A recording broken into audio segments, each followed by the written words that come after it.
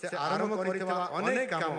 आज भी आम करिया जाऊँगी जो कथा आज शिल्पर कथा कहली आज निश्चित भाव में से रास्तार आम सरकार किभली भाव में शिल्परे आम जिते आगे बढ़ा राजनीति अनेकंकर से होती जड़े प्रेरणादायी आम समस्त गुरु आ गुरु कहले अतृप्ति हम ना जीवन समस्त सर्वश्रेष्ठ शिक्षा होची जेकोसी समस्या विचलित न होई जेकोसी समस्या विचलित न होई निज कर्ममय जीवन में आग को बढ़ी चलवा निरंतर कर्म धैर्य होची सफलतार अन्य नाम एणु ये कथा को मध्य मु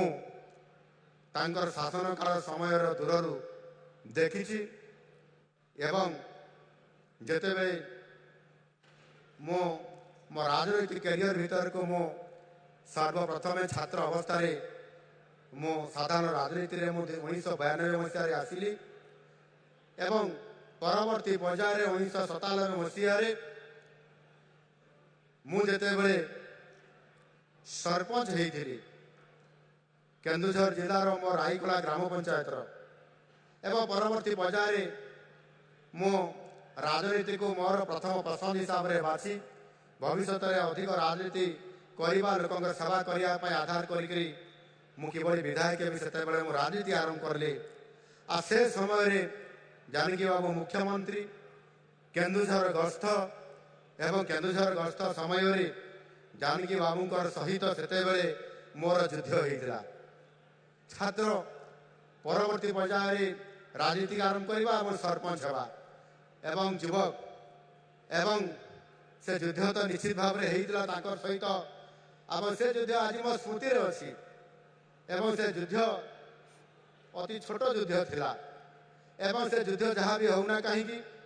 परवर्ती पर्यायर जानकी बाबू सहित संस्पर्श में आसवा से विरोध करवा राजनीति दृष्टिकोण परवर्ती पर्यायर परामर्श नेबा आ 2004-09 भितर मिसी एवं परामर्श राजनीतिक कार्य निश्चित भाव में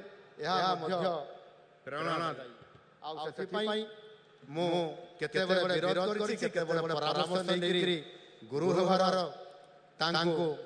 अधिकार भी निश्चित भाव में राजनीति सब हुए जानकी बाबू जे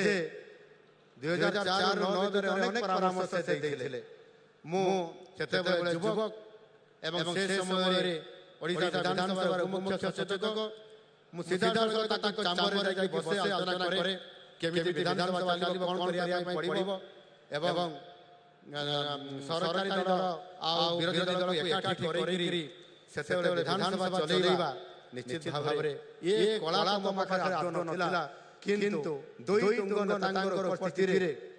तांकर मार्गदर्शन रे मु आगो को चढ़िबा निश्चित भाव भाबुची मते आज एते मु ओडिसा रो 4 कोटी 4.5 कोटी जनसाधारण आशीर्वाद रे मुख्यमंत्री हेबा महाप्रभु जगन्नाथ मते ये आसन रे बसैबा एवं एथिरे राजनीतिक जो अभिज्ञता जो अनुभूति विभिन्न लोकंर सहित मिसिबा कार्य करिबा राजनीति युद्ध रे लड़िबा आउ व्यक्तिगत ज्ञान हासिल करी पुणी ताको ओडिसा नेतृत्व नहीं आगामी दिन में लोकों को सेवा करिबा ये तो निश्चित भाव में राज्य रे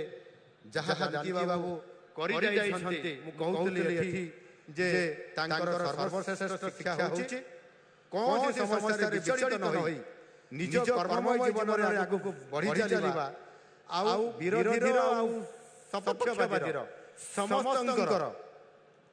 परामर्श नहीं काम करिबा निरंतर कर्म धैर्य सहित काम करिबा ये होची सफलतार अन्य नाम जोटा जानकी बाबू आम समस्तंकर पाखरे छाड़ी जाइछन्ती आउ सेथिरे जे जेतिकी ताको ग्रहण करि पारिला जेबोली बाबू ताको कार्यकारी करि पारिला ताहा आगामी दिन रे ओडिसा पय आम समस्तंक पय राजनीतिक क्षेत्र रे गोटाई जे सफल नआणी देबो सेथिरे निसंदेह आनुकरी मु आज आपण मानक पाखरे मु तांक व्यक्तित्व प्रति मोर भावपूर्ण